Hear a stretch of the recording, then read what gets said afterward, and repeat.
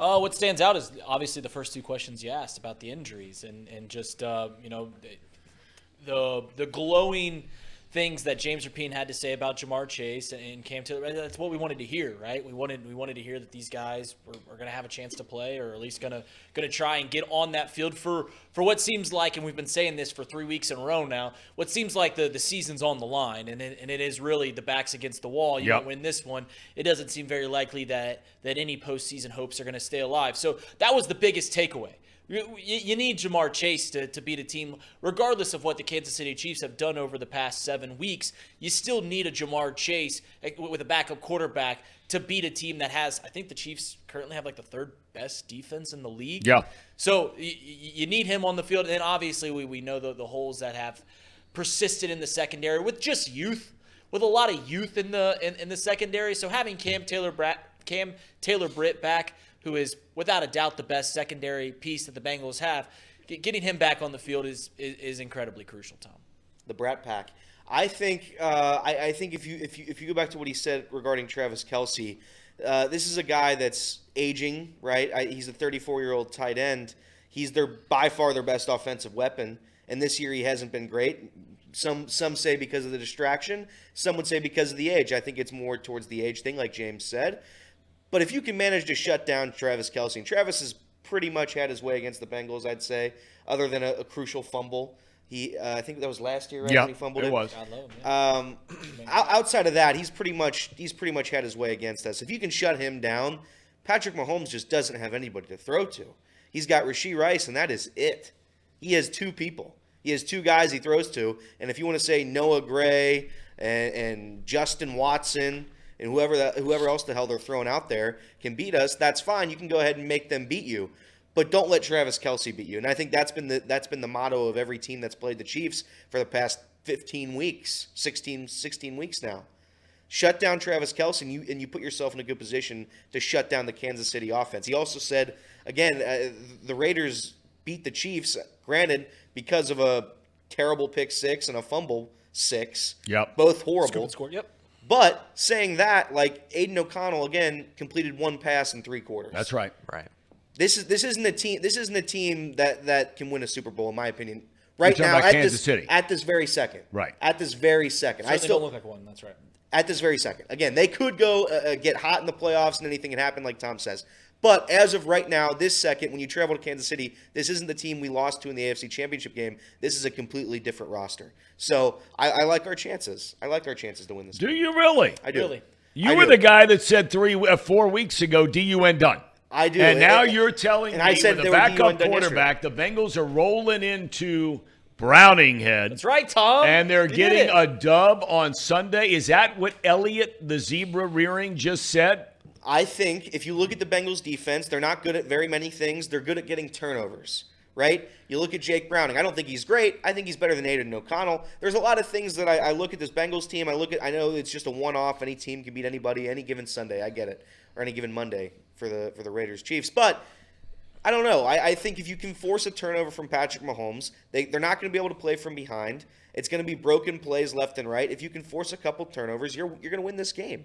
I think it's a 7-point spread right now. I'd take the Bengals. Zach Taylor, God bless him, God love him, as Reed would say. God love him. He's not great against the AFC North. He's not great against a certain X number of teams. He's good against the Kansas City Chiefs. Well, he's good against pretty much everybody out there outside of the AFC North. Right. They've lost 5 games. Yeah. They've lost, 7 on the year? That's right. Right? And 5 are in the division. That's right. Tough sled. It's tough sledding in the AFC. Hey, especially them Steelers. Everybody knows that. Listen, we can make fun of the AFC North thing, but the San Francisco 49ers are 1-3 against the AFC North. That's right. We're talking about the Jacksonville Jaguars and how bad they've looked. Well, on their 4-game losing streak, they lost three games to the AFC North. But Tom, what do you think about James' analogy to this Kansas City Chiefs team looking like the 2019 New England Patriots? Well, look, when you see the sideline stuff, that's where it happens, is when you start seeing that stuff.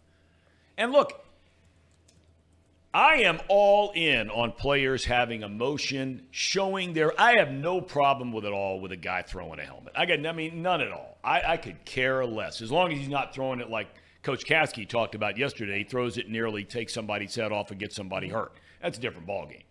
But if a guy comes over, I got no problem with a quarterback screaming at an offensive lineman. I got no problem at all.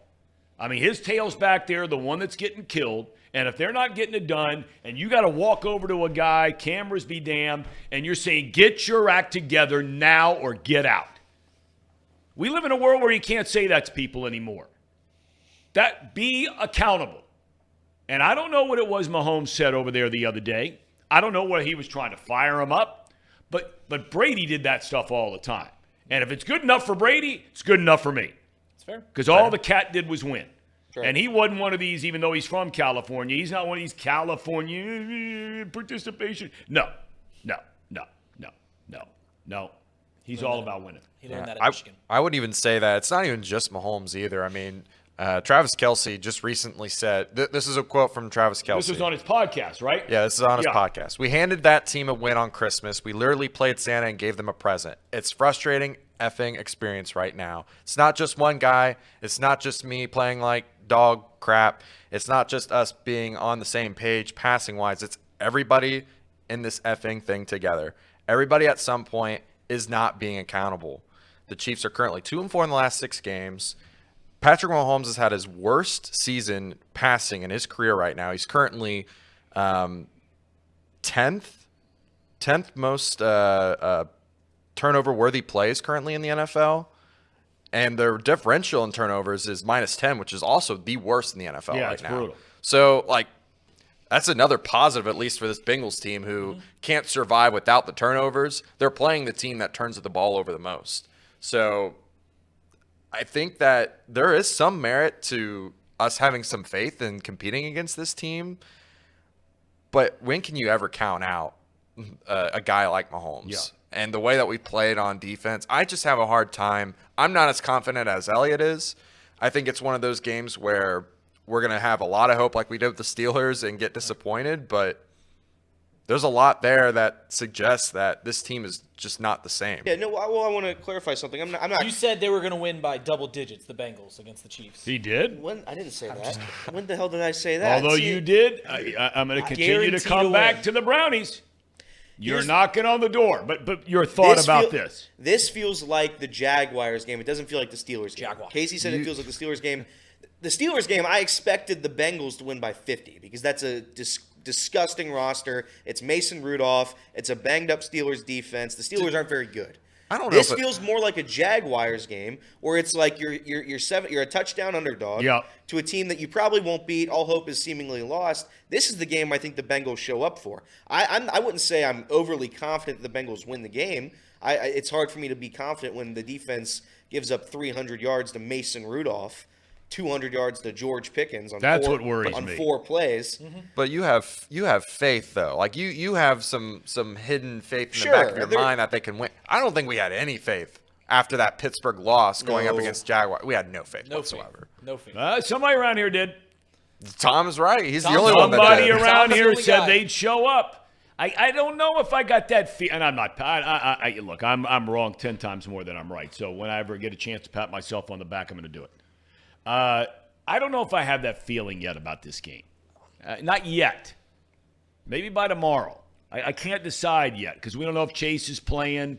I do think that makes a huge difference if Chase It plays. does. And James has talked about it. It does. Even though James put up on his Twitter, the numbers that T. Higgins has had in his career when Chase wasn't there. You brought up during the offseason about how much more efficient the Bengals offense in the few games Chase has missed.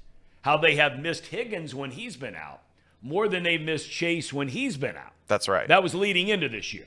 Yeah. Yeah. Now, we've seen more examples of their offense sputtering along this year without Higgins and having Chase than maybe in the past because Higgins really has been hurt all year long. He Right. played great 2 weeks ago, played really well last week, and they need him bad. Whether Chase is there or not, they need him bad this week.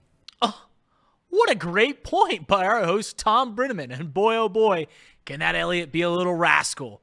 Well, if you like that video, please subscribe, like, comment, so more people can see it. Yeah, there's a video over here. One right here, too. See ya.